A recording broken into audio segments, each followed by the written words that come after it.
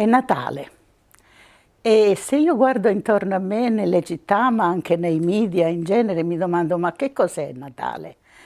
E sento un frastuono perché è pranzi, e doni, addobbi, luci, mercatini e questo frastuono mi sembra che voglia coprire, senza riuscirci, il grido di dolore, di sofferenza di tanta parte dell'umanità che chiede solidarietà, rispetto, accoglienza, pace, giustizia.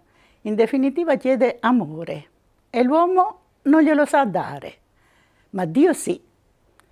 Dio lo sa dare e lo dà da Dio e quel bambino che vediamo nel presepe in questo Natale come in tutti i Natali ci dice proprio l'amore di un Dio che ama talmente l'uomo da farsi come lui, da farsi piccolo, indifeso, da affrontare tutte le sofferenze, non solo da affrontarle ma da viverle, tutte le sofferenze dell'umanità fino alla morte.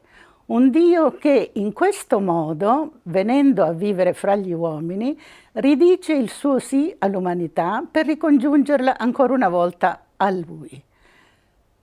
Questo sì di Dio all'uomo è rappresentato in quel bambino a Betlemme, in quel bambino che gli uomini non vogliono più sentire neanche nominare. Siamo stati in un paese dove per mantenere tutto l'apparato del Natale senza riferirsi a Dio, hanno inventato la festa dell'inverno e per fare tutto questo.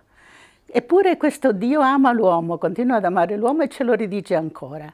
E questo bambino non solo ci mostra l'amore di Dio, ma ci partecipa all'amore di Dio, ce lo dona, ce lo fa vivere, ci insegna come fare e ci invita a fare altrettanto, cioè ad essere per gli altri uomini la testimonianza dell'amore di Dio e dare agli altri uomini l'amore di Dio, un amore come il suo, cioè un amore che non fa preferenze, un amore che arriva a tutti, un amore che non innalza steccati, che non ha pregiudizi, che non fa differenze fra nessuno, un amore che è capace di aprire il cuore, di aprire le mani, di aprire le braccia, di aprire la borsa, di aprire la casa.